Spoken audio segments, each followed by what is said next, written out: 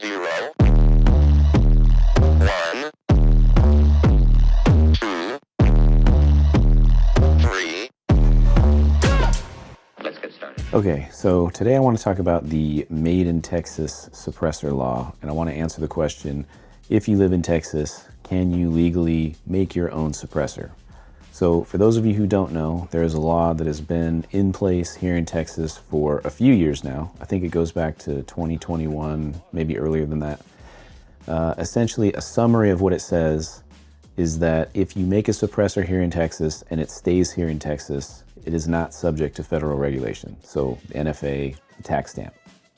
And I mean, it gets more specific than that. Like, you can't use major components that are being imported from outside of Texas, but you can use, you know, raw materials and generic parts that are coming from outside of Texas. It's just, it can't be something substantial. So like, you couldn't buy a whole pre-made, you know, pre-threaded tube and then add your own baffles and call it a made in Texas suppressor if the pre-made tube was coming from outside of Texas.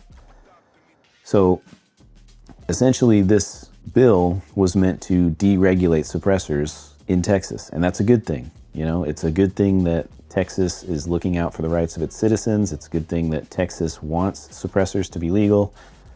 But unfortunately, as we all know, federal law supersedes state law.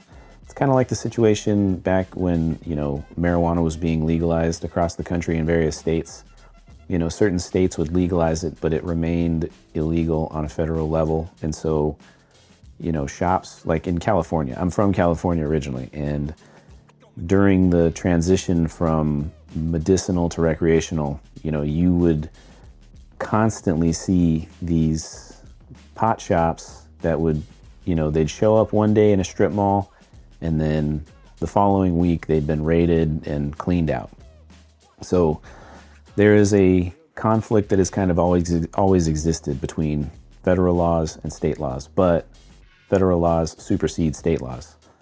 So in the case of Texas deregulating suppressors and the federal government still seeing them as a felony if you don't do it correctly, then basically it's still illegal even if you're here in Texas to make your own suppressor, despite what the law here says. Now, the one thing about the law being in place here in Texas is that essentially no one in Texas is going to come after you legally if you try to make your own suppressor without going through the federal government. So if I go and print out a new suppressor, you know, and then take it to the range, essentially, even if there's a cop at the range, he's not going to interfere with me using my homemade suppressor. He's not going to ask me for my Form 1. So law enforcement agencies here in Texas are not allowed to prosecute or pursue this matter in any way. Now, that's not to say that you can't be prosecuted or pursued. There was actually an incident in Kansas where, because Kansas has the same type of law on the books, and a combat veteran went into a gun shop. The gun shop had a made in Kansas suppressor on display.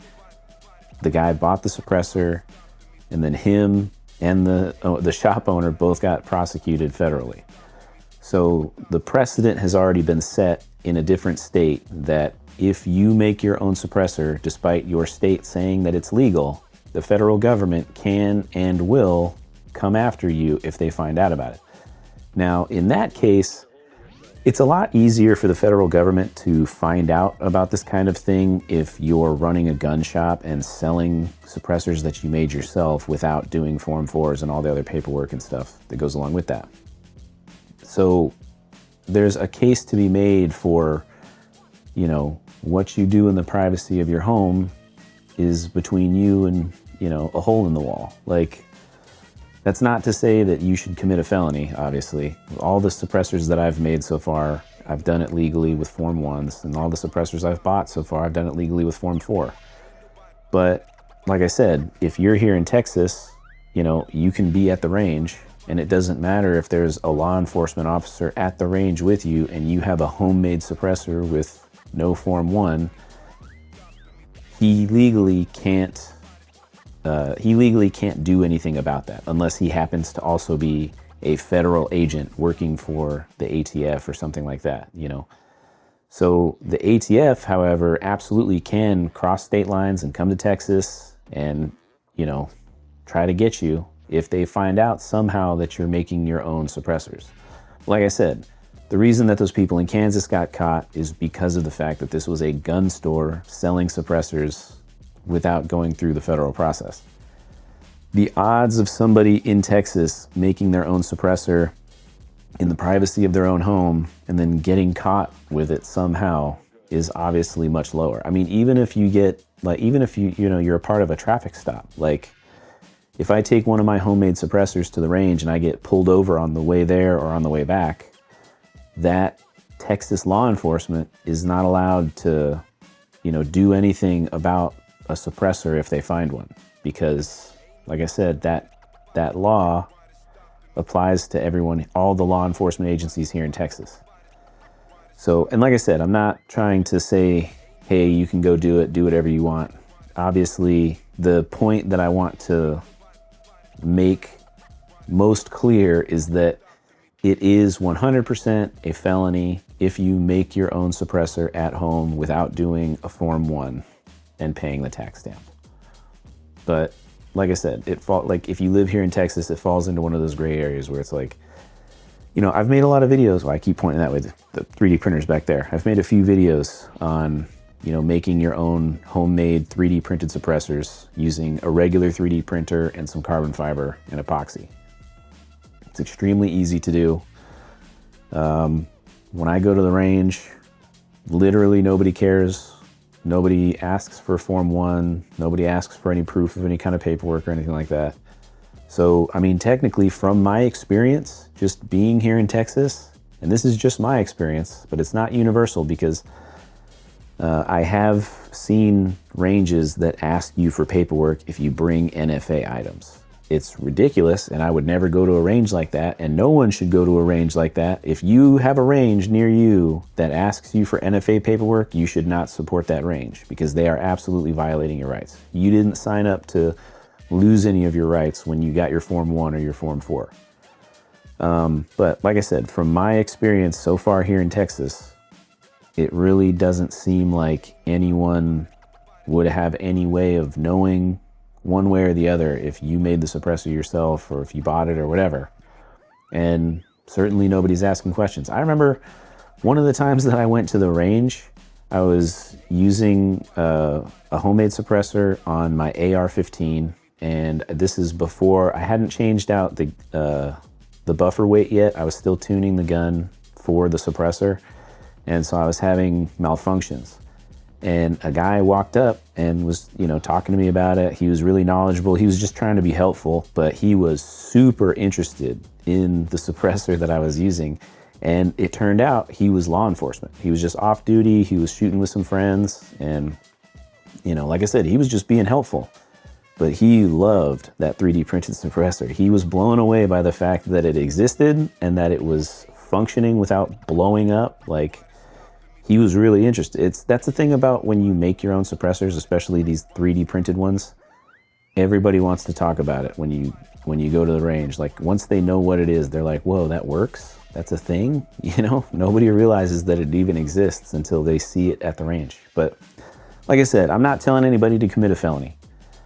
If you want to follow the law and own a suppressor legally, to make one yourself, you have to do a Form 1 and you have to pay the tax stamp. To buy one, you have to do a Form 4 and you have to pay the tax stamp.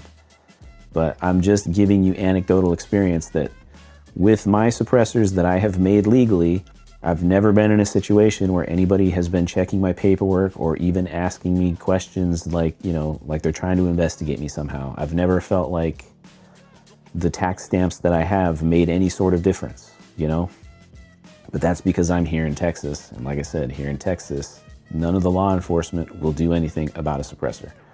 But that doesn't stop the ATF. If they wanted to, they absolutely could. If there just happened to be, for whatever reason, if there was you're having the unluckiest day ever and you're at the range and some person who works for the ATF happens to be there and sees you with a homemade suppressor, and somehow determines that you don't have the paperwork for it, you would absolutely get prosecuted, right? A lot of, like, every time I've posted a video about these suppressors, there's always at least one person in the comment, you know, who just posts, free men don't ask, right? So there's two ways you can look at it. Legally speaking, even with this law on the books, no, you can't make your own suppressors. And then the other way you can look at it is, how's anybody going to know what you're doing in the privacy of your own home, you know? And like I said, here in Texas, law enforcement isn't going to mess with you about suppressors, just straight up. But my experience is not universal, so don't take this as like, oh, this is, you know, I'm going to go do this now because, you know, he says it's okay. Like I said, keep in mind, the most important thing that I can say in this situation is that all of my suppressors are legal, because as much as I agree with everybody who says free men don't ask, and as much as I agree with the idea that nobody can know what you're doing in the privacy of your own home, I'm too much of a worrier, you know? So I just pay the tax and I get the paperwork because it's easy, and they've reduced the wait time so much that I'm just like, okay, you got me. I'll take it, you know? I hate it and I wish I didn't have to do it.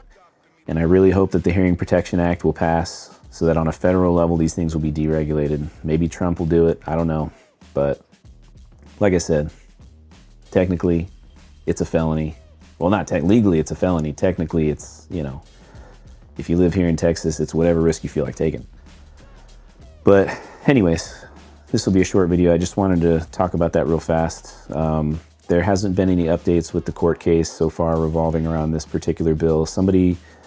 The state attorney general and some private citizens tried to sue the federal government in order to like really, you know, get this whole thing nailed in, but it got kicked out of court and it hasn't gone back yet. The attorney general says that he's going to bring it back, so we'll see. But as of right now, January 2025, it's just kind of dead in the water and nothing is being done so far. But like I said, we got a new administration in the White House, and he's making a lot of moves. So hopefully, you know, if we're lucky, he'll deregulate suppressors. And if we are really lucky, they'll just disband the ATF altogether, in which case it's open season as far as I'm concerned.